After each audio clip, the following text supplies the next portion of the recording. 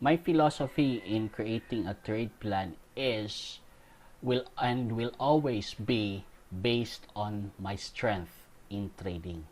So this is the reason it's very very important for you to know your strength in trading before you're going to engage in the market, before you're going to make a trade. Uh, as we all know, my strength of trading is number one is I am a bearish trader. So that means I could easily spot opportunities lalo na if there is a bearish movement. No? Number two, I am a pattern trader.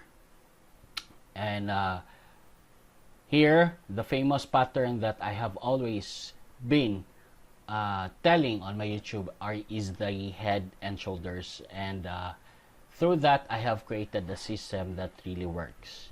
Number three, so aside from that, I am also a structure-based trader. So, I trade by structure. No? Inuubos ko lahat by structure.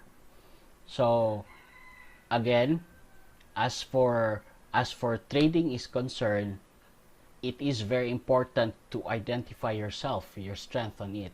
Kasi ang nangyayari, lalo na when I was on my early stage of trading, kahit hindi ko strength ay gumagawa ko ng trade plan at trinitrade ko to, kaya ang nangyayari, if it's either I lost, nagkakaroon lang ng break even. So, the other thing that I'm confident enough in my trading skills is the time frame. So, I am very, very relaxed when we talk about 4 hours and 1 hour. And as for you guys, I don't know. So, better know the time frame kung saan kayo you could spot and you could create a trade on particular time frame. So here, I'm gonna show you a trade plan from 3 currencies. Dalawa dito is where my strength is, and isa ang hindi. So first, I'm gonna start on AUD/CHF. So here, as you can see, I started on the daily time frame.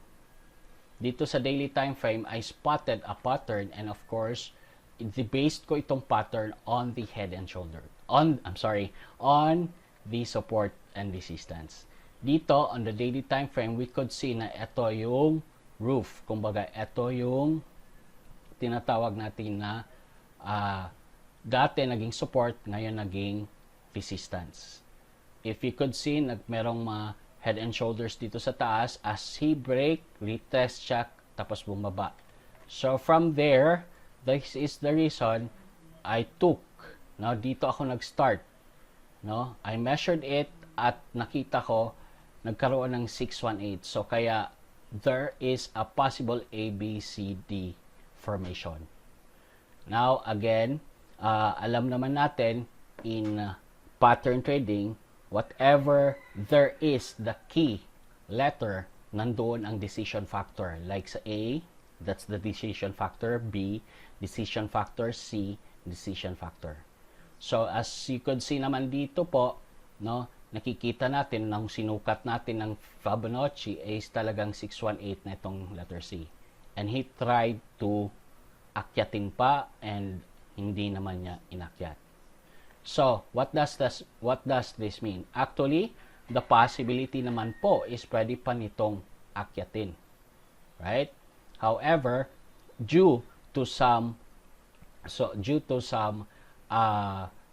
patterns and due to some signs, I am confident enough na the market will go down.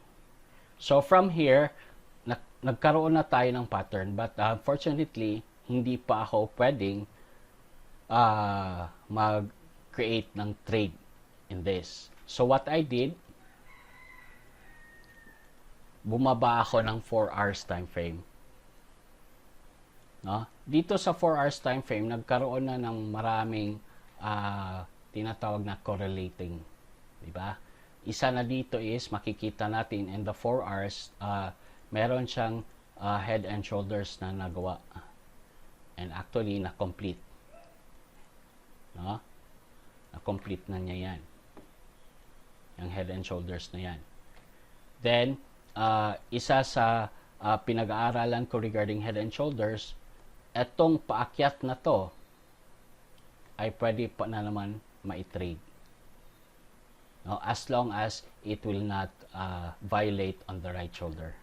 So from here, this is one of my sign na okay, bearish movement is possible, bearish trade is possible pa, pwede pa akong pumasok. However, the question lies is, saan ako papasok? So here, of course, as I have said, pattern trader po ako, I have spotted a very good sign, a very good pattern, which is, na-spot ko siya sa 1 hour. Dito sa 1 hour, may nakikita po akong proper head and shoulders na nangyayari. Possible pa lang. No? Possible head and shoulders. So, this way, hinantay ko na lang, ini-implement ko na lang po ang aking tinatawag na enhanced version of entry point. If yan po ang lalabas, then that's the time I will take a trade. Now, as you could see, meron akong tatlong version. Meron akong isang long term. The long term is iko-kompleto ko hanggang pupunta siya dito sa tinatawag kong decision factor. No? The second one is dito naman. Ilalagay ko siya. Bakit ilalagay ko dito? Because makikita po, ito po yung support and resistance. No? If there is head and shoulders na nangyayari dyan, then there is a possibility of reversal. At hanggang saan ang makikita ko po? Hanggang dito. Bakit nandyan? Kasi yan po ang support and resistance on the previous one. Then, the first one na trade is hanggang dito lang. Bakit? For the completion of the head and shoulders pattern, which is, eto naman ang isa nating strength. As I have said, structure-based din po ako. So here, hopefully it has given you a sign na this is a good place, a good start, no, a good factor na bakit i-consider natin mag-trade. And bear in mind the whole thing, even from 1 day, favorable and bearish dito.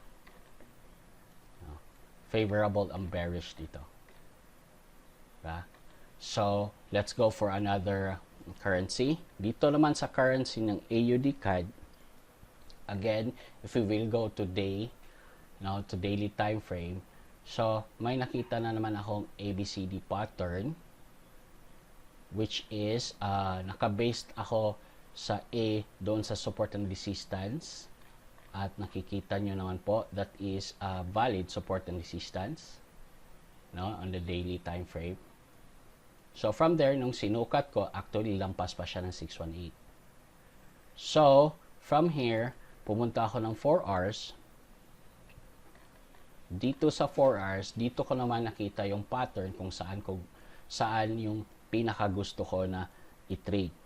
No? Aside from it supported the ABCD pattern of the daily time frame, nagkaroon din siya ng head and shoulders, no, with divergent po kasi mas mataas yung left shoulder to the head, no, dito sa tinatawag natin na MACD, but sa chart paakyat siya.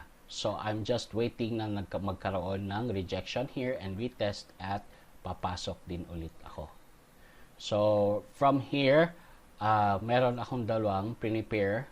No, given that papasa sa lahat ng 5 confirmation ko on the trading on the right shoulder, I will be making 2 trades here.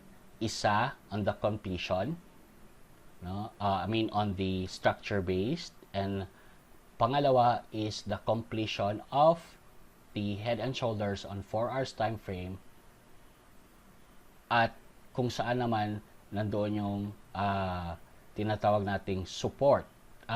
Support ng daily time frame. So, dyan ako magsa-stop. No? So, if we proceed on the lower time frame, 1 hour, eto mas malinaw. No? Pansinin nyo po, This one, itong blue is a daily support and resistance, and the magenta are the 4 hours and 1 hour support and resistance. So let's proceed on the other one. The other one is ito naman ang sinasabi kong this is not, no, this is bullish movement is not one of my strength talaga. So nahihirapan akong mag-identify at mag-support, no? So the reason i-trade ko siya, which is limited lang talaga ako, I will be limiting myself on the structure based lang, which is dito. The reason for that is I find divergent head and shoulders naman on the 1 hour time frame. Kung hindi lang po ito divergent at hindi 1 hour, I will be not picking this trade.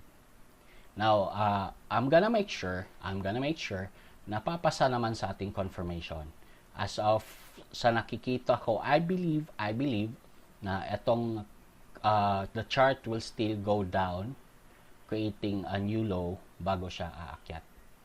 So if tatanungin niyo ako, ang trade ko dito is probably ang mangyayari is I will be going up long. So I'm gonna prepare a 30 pips na risk factor ko kasi yan lang po talaga kaya sa aking account, and ang take profit ko is on the structure based. Yan po. No? And dahil hindi ito ang strength ko in trading, I will just create one trade for this one. So hopefully these have given you a point of view on philosophy in creating a trade plan and making a trade. It is better to go to the market prepared and knowing that what you're doing is your strength, no? So please, if hindi nyo pa po alam yung strength nyo in trading, please identify, know your identity first. Mas madali at mas profitable po pag ito ang ginagawa nyo. Maraming salamat.